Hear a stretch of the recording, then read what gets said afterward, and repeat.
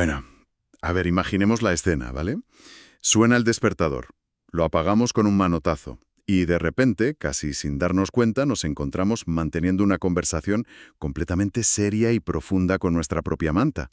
Un clásico, sí, la negociación matutina. Tal cual. Una parte de la mente, la puramente racional, se activa y piensa, a ver, ¿de verdad es estrictamente necesario asumir el rol de persona adulta hoy? Ya.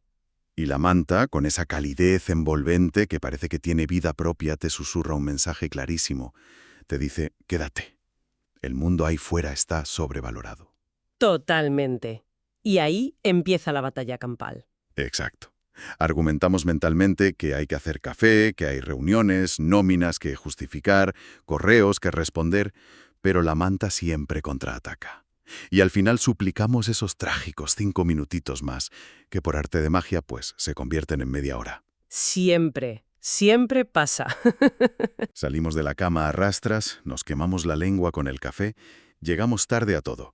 Y en este análisis a fondo de hoy queríamos explorar exactamente esto, con las fuentes que tenemos, que incluyen desde debates sobre estilo de vida hasta historias reales de la posguerra. Vamos a intentar responder a algo muy profundo. Ujú. La pregunta que nos persigue el resto del día no es por qué falló nuestra alarma interna, sino en qué momento exacto esto de hacerse adulto se convirtió en sinónimo de esta sensación de estar permanentemente atrapados en una vida que no termina de encajar. Es que es una resistencia brutal y, bueno, si lo pensamos bien, es casi instintiva, ¿no? Sí, Esa pequeña negociación matutina de la que hablas no es pereza. O sea, es la primera línea de defensa diaria contra un aluvión enorme de expectativas. Porque nos pasamos toda la infancia y la adolescencia soñando con ser mayores porque asociamos la adultez con la libertad absoluta. claro, el mito de hacer lo que te dé la gana. Eso es. Y cuando por fin cruzamos esa puerta, resulta que la supuesta libertad consiste, pues, en elegir qué tipo de café hipercaro te vas a tomar de camino a un curro que te agota mentalmente. Ya, tal cual. Todo para pagar cosas que, irónicamente, apenas tienes tiempo de disfrutar. Es como una rueda de hámster. Exactamente. Y ahí es donde chocamos contra un muro de hormigón a 200 por hora. Porque, a ver, vivimos bombardeados por ese mantra pop de persigue tus sueños, que queda precioso impreso en una taza de cerámica, pero luego la realidad te pasa la factura de la luz. Sí, la factura no se paga con frases motivacionales. Justo. Y lo que me frustra muchísimo de lo que veíamos en los textos, y me incluyo totalmente en esto, es cómo justificamos el abandono de esos sueños diciendo que somos personas prácticas. Claro, el escudo de la practicidad. O sea, yo me planteo muchas veces dónde está la línea real, porque si yo rechazo un proyecto creativo o, no sé, una idea de negocio arriesgada, por quedarme en un puesto corporativo que es aburrido pero estable, me digo a mí mismo que soy maduro, que soy responsable. Ujú. Pero muy en el fondo sé que, en gran parte, estoy absolutamente aterrorizado de darme un batacazo. Entonces, le pregunto a quien nos escucha y te lo planteo a ti. ¿Cuándo la practicidad es supervivencia pura? ¿Y cuándo es simple cobardía con traje y corbata? Buah, es que esa es la gran pregunta. El autoengaño es, sin duda, el mecanismo de supervivencia psicológico más sofisticado que ha desarrollado el ser humano. Totalmente. Rara vez vamos a escuchar a alguien de 30 o 40 años admitir en voz alta y decir, oye, tengo pánico a fracasar y a que los demás me juzguen. Nadie dice eso en una cena, claro. Nunca. Lo que dicen es, bueno, estoy siendo realista o hay que tener los pies en la tierra. Y hay una cita buenísima en las fuentes de hoy que dice que el miedo no se presenta como un monstruo debajo de la cama en la vida adulta. ¿Qué va? Viene equipado con una hoja de cálculo, un calendario impecable y 12 razones logísticas financieras y perfectamente estructuradas de por qué ahora mismo pues, no es un buen momento para arriesgarse. Madre mía, es que 12 razones que, leídas en frío, suenan absolutamente irrebatibles, claro. Porque nadie quiere ser el insensato que arruina su vida por una locura. Precisamente. Y suenan irrebatibles porque se basan en un principio evolutivo muy básico, que es la aversión a la pérdida. A ver, explícanos un poco más de esto. Pues a nivel cognitivo, nuestro cerebro está literalmente cableado para que nos duela el doble perder algo que ya tenemos que la alegría que nos produciría ganar algo nuevo del mismo valor. O sea, nos pesa más lo que soltamos que lo que podríamos coger. Exacto. Cuando entramos en la rueda adulta, empezamos a acumular cosas tangibles e intangibles. Un pequeño estatus en la oficina, un salario predecible, una rutina que controlamos más o menos. Y el cerebro dice, quieto, todo el mundo. Tal cual. entra inmediatamente en modo conservación. El peligro crítico aparece cuando esa precaución natural se traga tu personalidad entera. Hay una diferencia abismal entre tomar decisiones desde una sabiduría que te da raíces y te ancla y tomarlas desde un miedo crónico. Un miedo que te paraliza. Un miedo que va encogiendo tu mundo hasta dejarlo completamente asfixiante. Ya, es como si la vida adulta fuera una actualización del sistema operativo del móvil, ¿no? Te venden que es para que todo funcione de forma más fluida y segura, pero de repente descubres que tienes decenas de aplicaciones súper pesadas corriendo en segundo plano. La hipoteca, los seguros, las expectativas de tus padres, el miedo a la inflación. Y toda esa carga invisible hace que la batería se te agote antes incluso de salir de casa por la mañana. Es una fatiga crónica estructural, total. Y terminamos construyendo una vida que desde fuera, para los vecinos o yo qué sé, en redes sociales, parece impecable. Pero por dentro, y esta analogía de las fuentes me encantó, se siente como llevar unos zapatos de tu talla exacta, preciosos, carísimos, pero que por algún motivo incomprensible te destrozan los talones cada vez que das un paso. Me parece brillante la analogía del zapato, de verdad.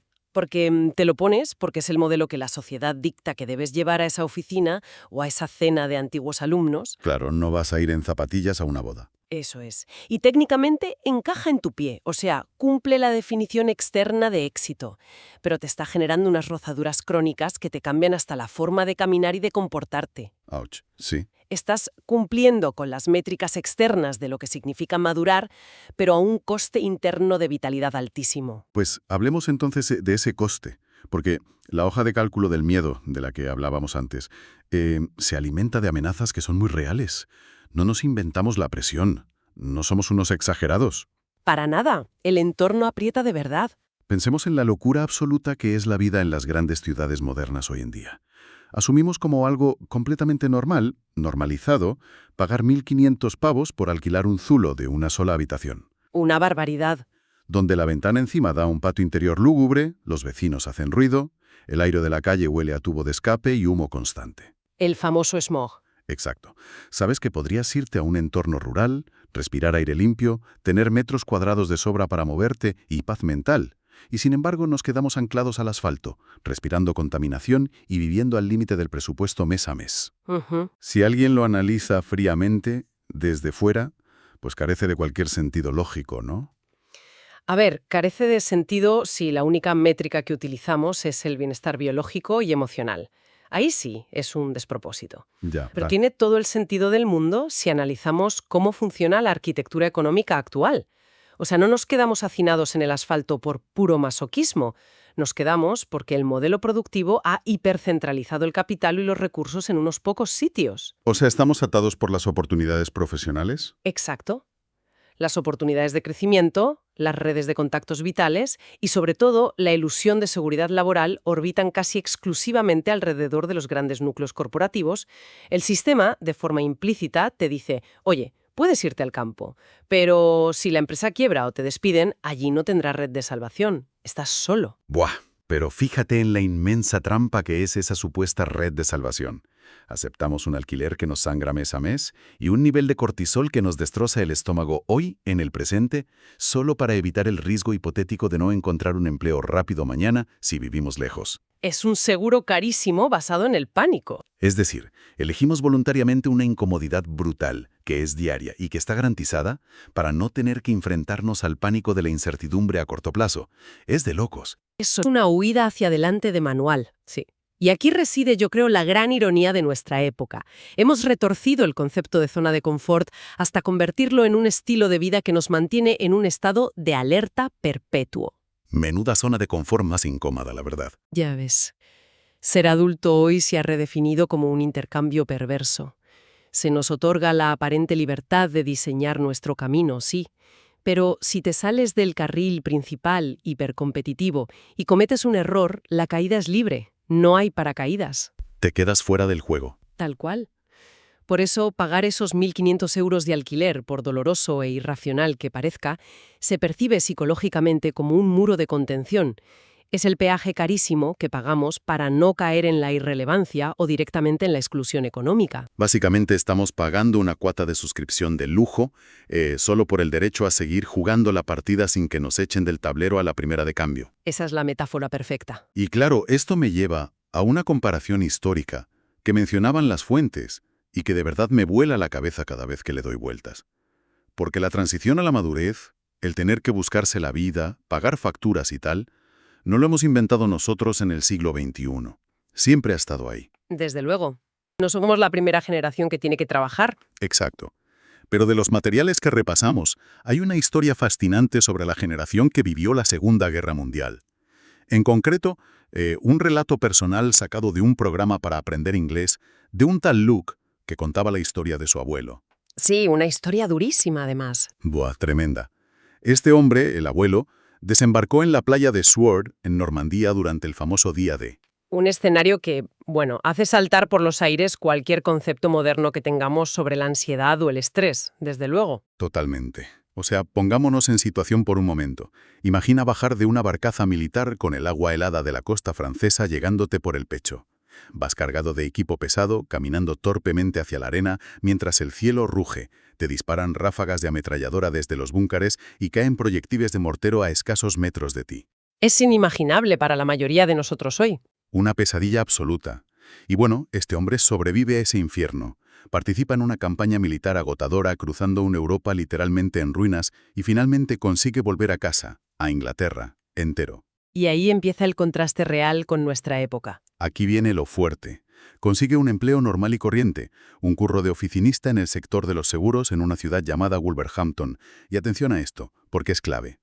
Con ese único sueldo de base, su mujer y él consiguen comprar una casa entera. Entera. Con su jardín y todo. Con su jardín, sus habitaciones, por unas 600 libras de la época. Y crían a su familia sin tener la soga al cuello todos los meses.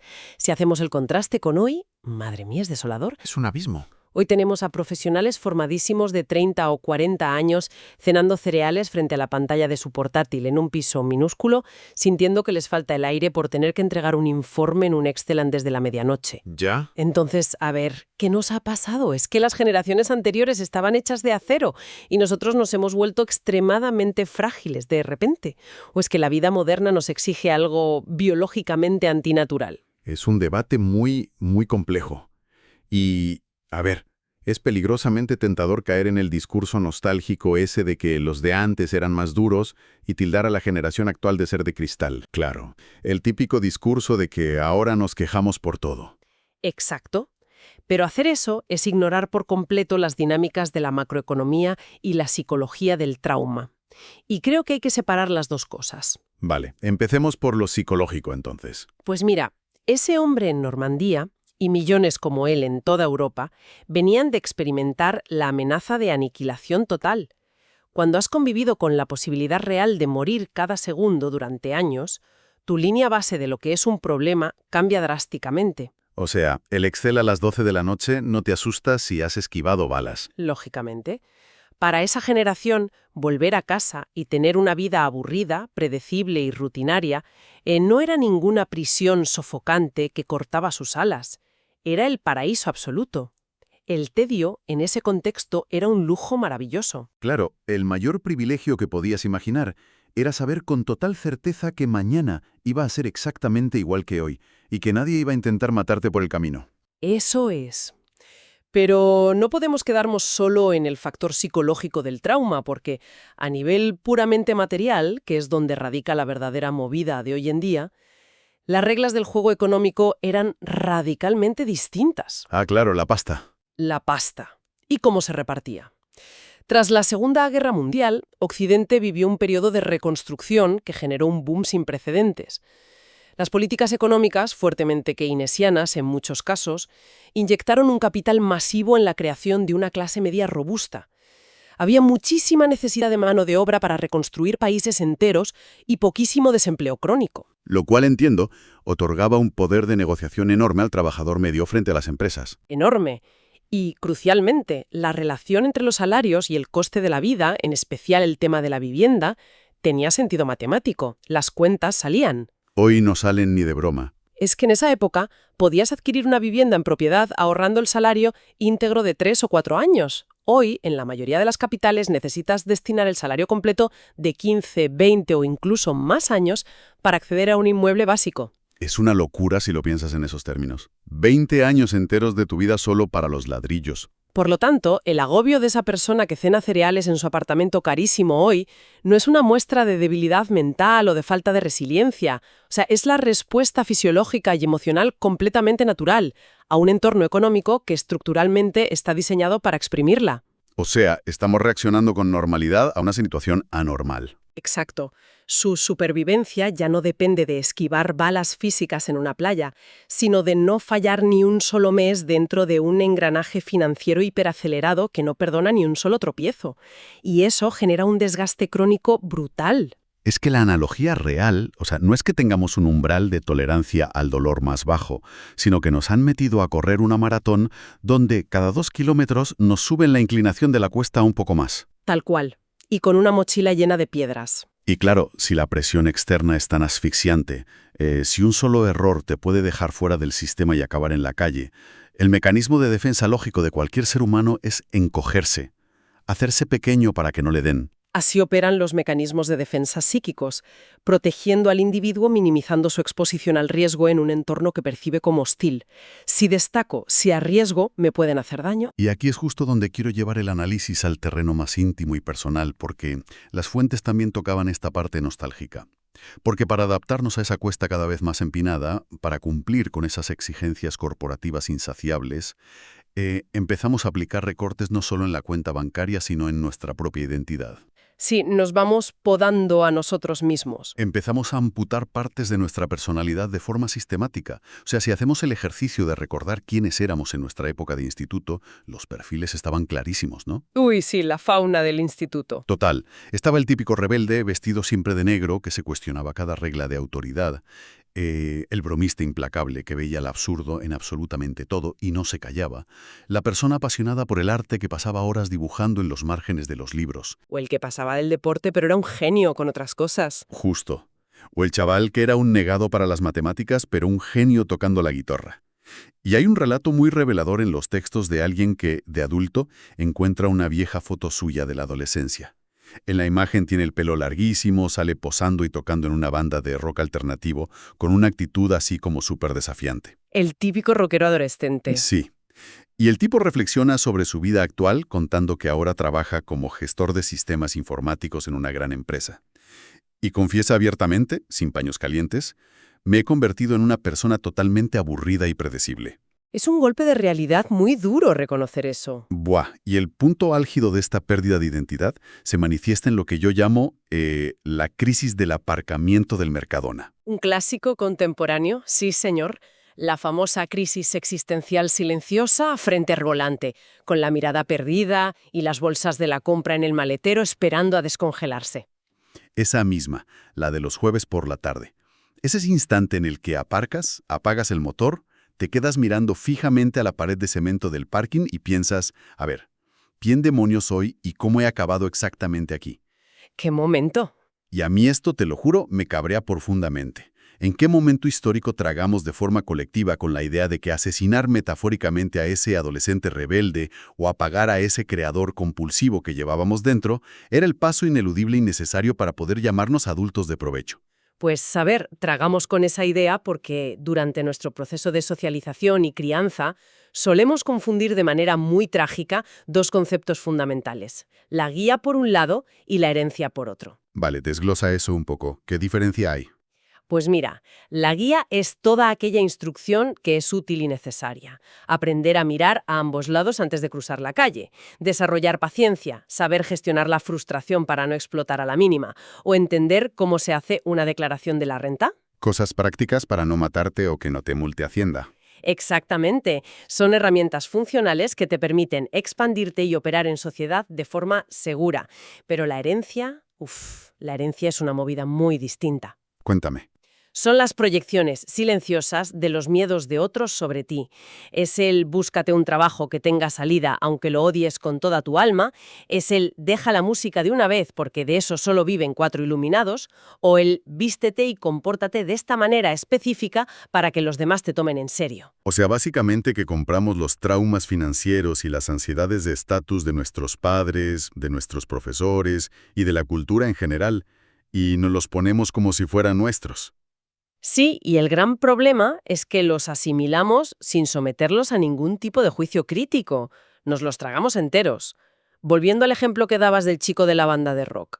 Él no decide convertirse en un informático estresado y aburrido por un proceso de evolución natural, de que un día se levante y diga, quiero ser aburrido. No, claro que no. Lo hace porque a lo largo de los años recibe impactos constantes que le envían un mensaje clarísimo. Le dicen que su pasión, su rebeldía o su excentricidad son peligrosas para su supervivencia social y económica. El entorno le va domesticando. Tal cual, reprimir la curiosidad instintiva, silenciar el deseo de jugar o apagar la intensidad emocional no es un acto de verdadera madurez. A nivel psicológico, es un repliegue táctico. Te escondes de la vida asumiendo un rol prefabricado y genérico de adulto funcional. ¿Todo para no llamar la atención? Exacto. Lo haces para evitar destacar, para que nadie pueda juzgarte, despedirte del trabajo o atacarte por ser diferente. Pero el precio que pagamos por ese escondite es absolutamente desorbitado, de verdad, porque consigues estar presente en tu propia vida para lo estrictamente burocrático, ¿no? Estás ahí para firmar los contratos de alquiler, para rellenar los Excels, para pagar los impuestos religiosamente. Cumples el expediente. Eso es, cumples el expediente. Pero el verdadero tú, la esencia de lo que te hacía vibrar, se quedó atrapada en algún verano del año 2005. Es una desconexión existencial brutal. Muy dolorosa. Caminamos por la calle creyendo que somos muy maduros, simplemente porque no hacemos ruido y pagamos las facturas a tiempo. Pero en realidad, la hoja de cálculo del miedo, esa de la que hablábamos al principio del análisis, nos ha ganado la partida por goleada. Ha organizado nuestra vida de tal manera que ya no hay espacio para la sorpresa. Lo tenemos todo bajo control, pero ¿a qué precio? Es que la autorreflexión en este punto escuece muchísimo, porque derriba muchas defensas que llevamos años construyendo. Requiere tener la valentía real de mirarse al espejo y preguntarse con total honestidad si las decisiones fundamentales que estás tomando hoy para mantener tu actual estilo de vida responden de verdad a tus propios valores y deseos. O si estás en piloto automático. Uf, madre mía, en el fondo simplemente te estás dejando la piel trabajando 40 horas semanales o más solo para pagar el mantenimiento de esa pesada armadura que te pusiste hace años para que la sociedad te dejara en paz de una vez. Uf, madre mía. Menudo viaje mental hemos hecho en este rato, ¿eh? Hemos empezado la mañana peleándonos contra el peso de nuestra propia manta, intentando rascar 5 míseros minutos de paz antes de enfrentarnos al teatro del mundo. Hemos desmontado la dolorosa ironía de dejarnos más de medio sueldo en un piso, en el que honestamente no queremos estar, solo porque un sistema implacable nos ha convencido de que esa es la única forma de no caer al vacío. Y hemos analizado también cómo las matemáticas macroeconómicas, esas que permitían a un veterano de la Segunda Guerra Mundial construir un hogar entero con 600 libras y un solo sueldo, hoy se han transformado en una maquinaria pesada que nos exige exprimir cada gota de nuestra energía mental y física. ¿Solo para llegar a fin de mes? Sí, simplemente para mantenernos a flote mes a mes sin ahogarnos. Y sobre todo hemos bajado a los sótanos de nuestra propia identidad, desenterrando a ese adolescente, a ese niño interior lleno de vida, de dudas y de creatividad, al que terminamos sepultando bajo un montón de excusas pragmáticas, que empaquetamos muy bien bajo la etiqueta de responsabilidades de adulto. Y todo este recorrido me lleva a una última reflexión para dejar a quienes nos escuchan dándole vueltas. A ver, dispara. Nos pasamos la mayor parte de nuestra vida adulta justificando nuestras parálisis. Si no nos atrevemos a cambiar de carrera profesional a los 40, si no escribimos ese libro que nos ronda la cabeza desde hace años, si no nos mudamos a la ciudad en la que realmente queremos vivir, nuestra mente se apresura a desplegar esa famosa hoja de Excel del miedo. La de las 12 razones irrebatibles. Esa. Y siempre nos presenta esas razones estadísticas, lógicas, irrebatibles para quedarnos quietos en nuestra silla. Hemos comprobado que el miedo es, sin lugar a dudas, el mejor y más eficiente planificador de proyectos del mundo. Te lo organiza todo para que no te muevas. No deja ni un cabo suelto. Pero, A ver, imaginemos por un solo segundo que le damos una patada al tablero de juego y cambiamos las reglas. Si mañana por la mañana, justo en ese momento en el que la manta nos pide que nos quedemos en la cama, en lugar del miedo, fuera el coraje puro y duro quien tuviera su propia hoja de cálculo, ¡Ostras! ¡Qué interesante! ¿qué malditas tareas habría apuntadas en la primera columna? Si fuéramos capaces de planificar nuestras pasiones, nuestras pequeñas rebeldías diarias y nuestros sueños con el mismo nivel de detalle milimétrico obsesivo y exhaustivo con el que solemos planificar nuestras excusas, ¿qué aspecto tendría nuestra vida real antes de que se ponga el sol mañana? Sería una vida irreconocible, seguramente. Totalmente. Así que no busquéis la respuesta ahora mismo. Dejad que esa pregunta os taladre un poco la mente y resuene en la cocina esta noche mientras os preparáis la cena, aunque solo sea un triste bol de cereales.